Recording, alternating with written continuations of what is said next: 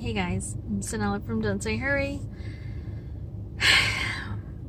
and I'm in the parking lot of Lowe's. I just finished running some errands and I got a notification on my phone from YouTube because I had commented on somebody's video, and I'll put the channel link down below. I'm sorry, I forgot your channel name, but I was watching her NICU story, and I had said that I had been waiting to film our NICU story. And since September is NICU Awareness Month, I thought I would go ahead and film a video for you guys. Yeah, I'm a little orange because that's how it looks outside. It's cloudy and rainy. And I have some time before I'm actually teaching a coupon class this evening. It's at 6 o'clock, and it's 4 o'clock right now, so I have a little bit of time. So I'm not sure how hard this video is going to be to film, but first off, I just wanted to start out by saying that 15% of babies have to be admitted into the NICU, and that does not sound like a big number, but that's roughly 1 million babies. And I think I remember that's here in the US alone. So yeah,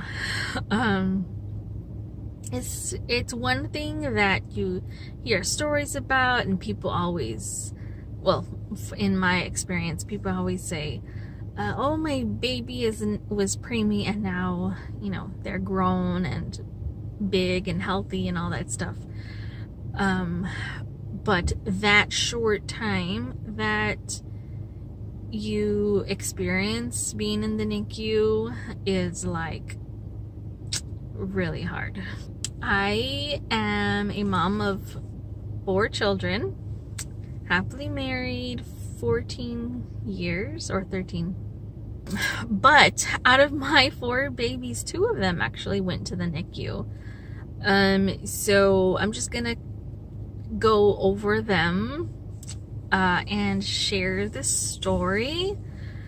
And yes, I am grateful that they are both grown and big, or growing and healthy, but it did not start that way. So with Yvette, she is now 14 years old, a 9th grader, a freshman in high school, and I still like worry about her. I had known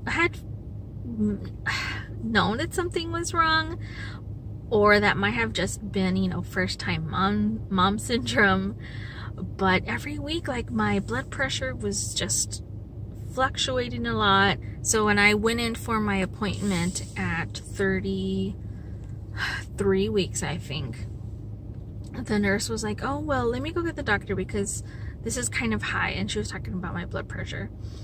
And then the doctor came in, and I wasn't worried. I was like, it was high before or whatever.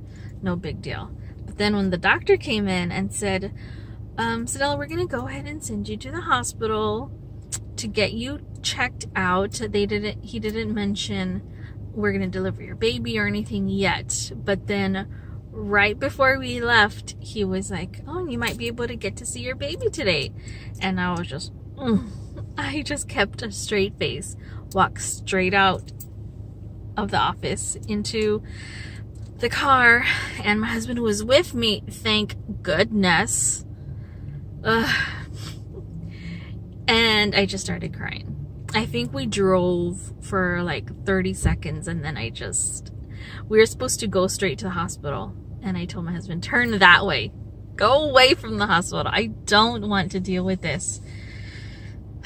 And I was telling him I knew something was wrong. My numbers were always out of whack, and I was like bloating and retaining water like crazy. My feet were huge and I was huge because I like shoved everything in my mouth. But eventually we turned around, we went back to the hospital, and we actually lived 30 minutes away. So yeah, I didn't think to, oh, let me pack my hospital bags or let me put my hospital bag in the car with me.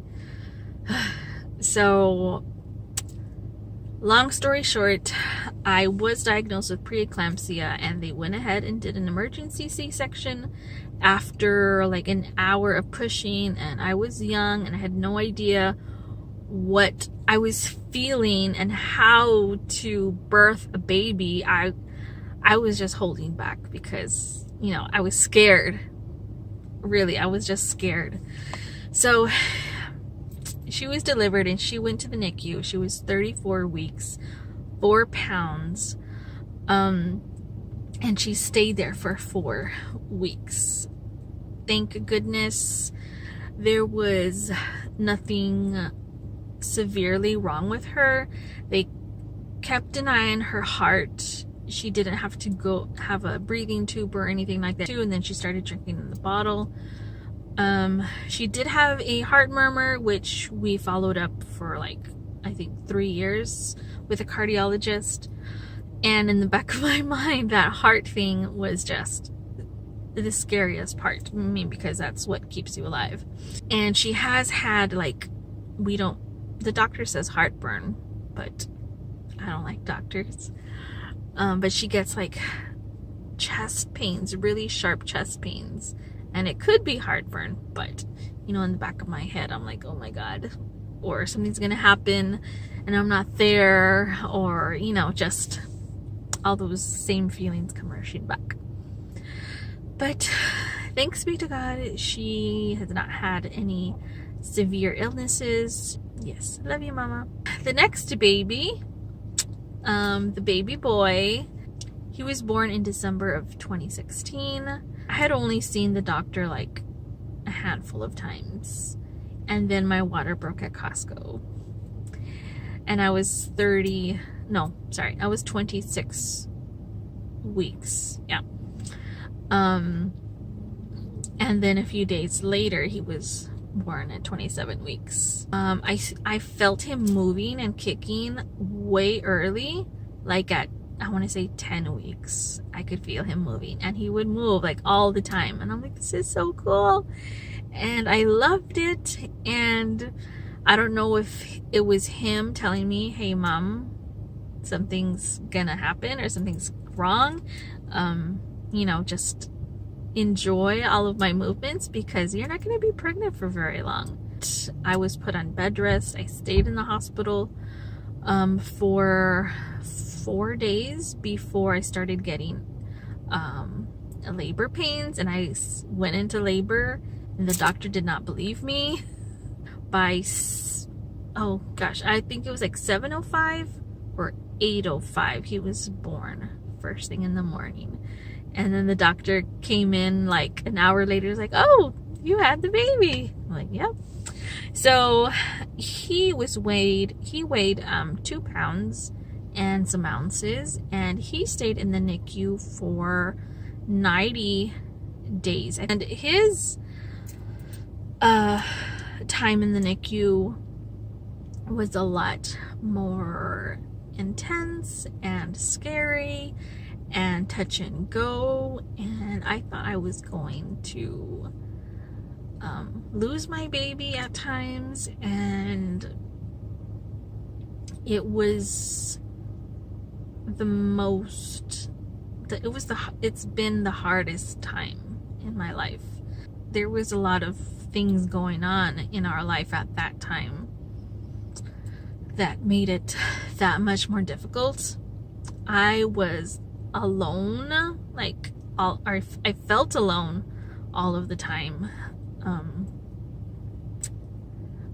I felt like my family was not there for us, and my husband was not there only because he had just started a new job. Okay, so that's not part of the NICU story, but there was just a lot going on, and it just made that so much more difficult.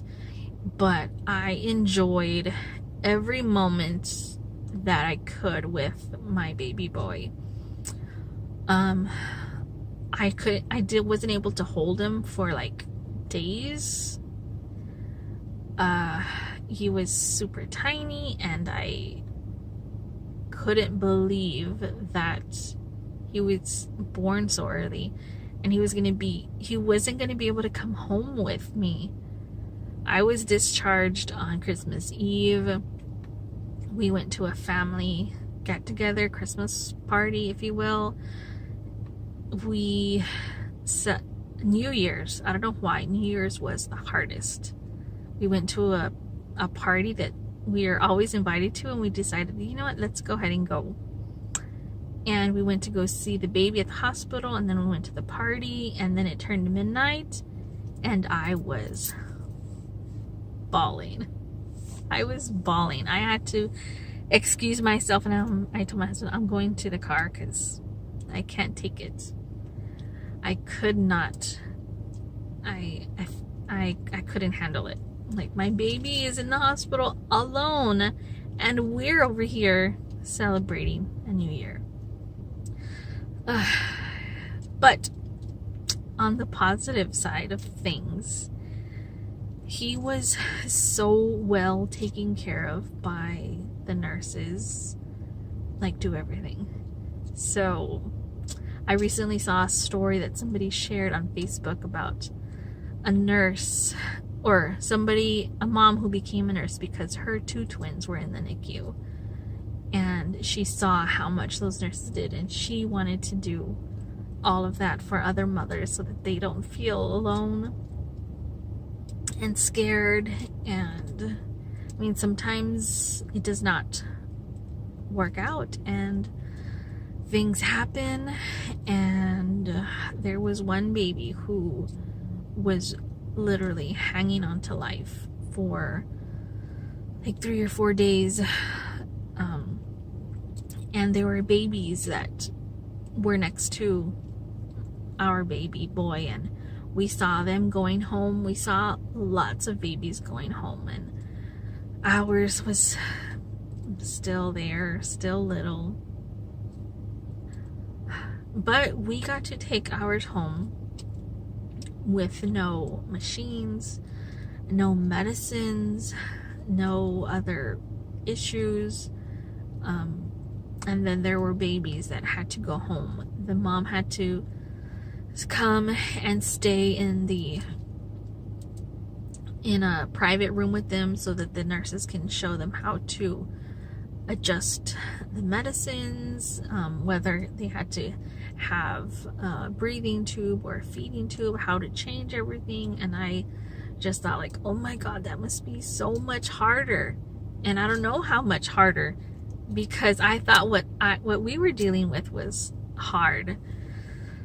And I was telling my husband when I saw that one mom having to stay the night, and I was like, we're gonna have to do that.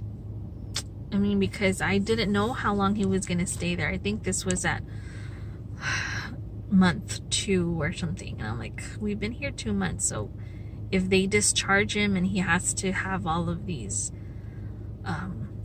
tubes that we're always attached to him, like, that's gonna be so hard. Plus with 3 girls on top of that, and they started school. And one of the other things I want to mention is his sisters. They loved him from the day that he was born, and I took pictures of him every day. And like I said, my husband wasn't home. He was working out of town. He would only come home on the weekends, and I would send him pictures every day, and they would ask, oh mommy, especially that, were his numbers better today? And I'm like, yes mama, look, he gained a weight, or he's eating more, or I would tell him everything that's happening. And they did not get to see him at all until 3 months later. Without seeing your sibling, that's like really hard. I don't know how they did that. They were all so strong for me. And they knew that I would come home and take care of them after going to see him in the hospital. And they were so well behaved. I mean, of course, they didn't want to go to sleep without calling Daddy first, and seeing the pictures, but they knew that I would lay in bed crying.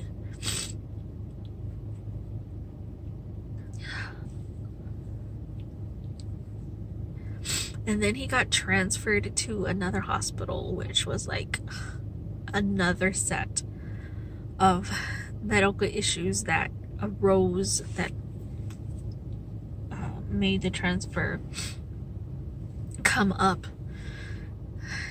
And then he had a whole new set of nurses that were just as amazing as the other one. And then again, he was in another city. The girls were still in school, so we stayed. And then my husband was the one that would come in every day to see him. And then he would send us pictures every day. So some of the things that he had to go through were hernia surgery, which actually is not uncommon in premature babies, just because their bodies are so little. And then he had to get a central line in so that they could stop poking his little feet and his fingers. He actually had one in his head one time, just so that he wouldn't pull it off with his fingers because he moved so much his arms. He also had surgery,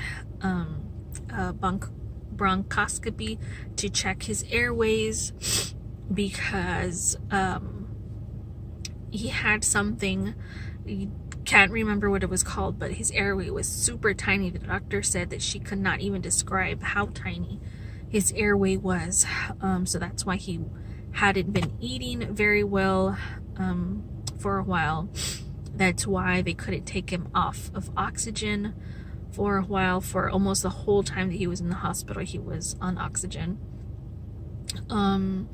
But after that surgery, things started going good. He was at the other hospital until he was released for another month or so. And then after he came home, I think it was a huge change for him.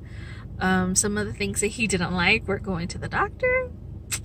He had to have several visits with specialists after getting released from the hospital. He also didn't like crying babies. He loved to be swaddled and baby worn because it feels like he's being swaddled. And then he favored his right, so then he started getting therapy for that. He's still getting physical and occupational therapy a few times a month. But he's home. He has been cleared from the pulmonologist, the cardiologist, and he just sees his regular doctor now. He does have a visit with the pulmonologist. I think it's going to be yearly right now.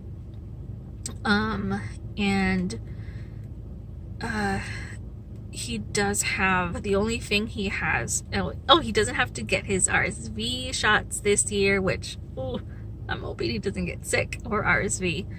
Oh, yes, he is labeled disabled only because of since he was born premature and his low birth weight. He will probably have chronic lung disease, like labeled on his, medical charts for a while. The doctor said probably forever, like he's always gonna have to mention, I have chronic lung disease if he goes to the emergency room or hospital visits or any other surgeries or something. He might have to always mention that. I hope you guys enjoyed our story of our time in the NICU. If you are pregnant or know somebody that's pregnant, just tell them to be prepared. It's kind of hard to be prepared for anything because everybody's pregnancy is different, but sometimes women do go into the hospital pregnant and come out with no baby, and that's just something that is really hard, unfathomable to even think or know how to be prepared for something like that. But just to be there for them. Something that I have been asking mom when I see that they had their baby is ask if I can bring over a meal. There's a website called Meal Trains, which I actually got into the community here of foster parents. We're not going to be fostering anytime soon, but I have made meals for them. I've gone to pick up their groceries for them. So that's just some things that you can do for anyone that you know that had a baby or is having a baby, whether they're in the NICU or not. And also offer them babysitting for their children so that they can go visit their baby in the NICU. You can also donate books.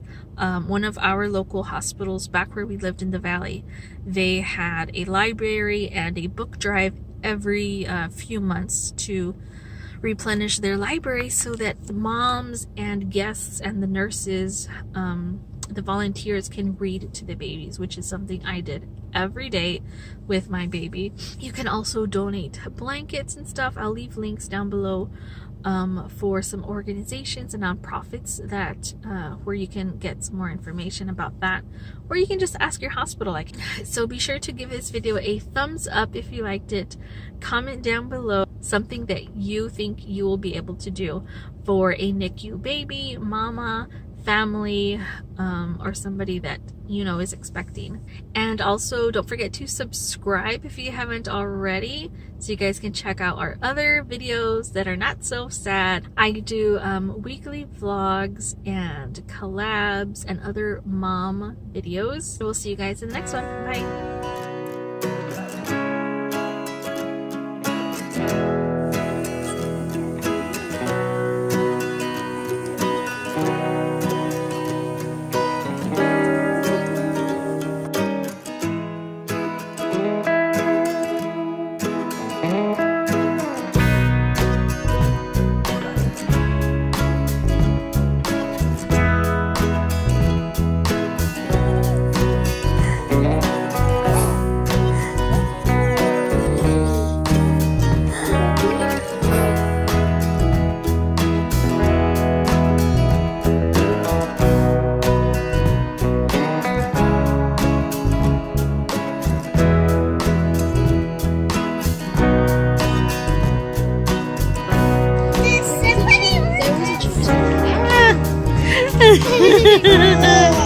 I see you. I see you.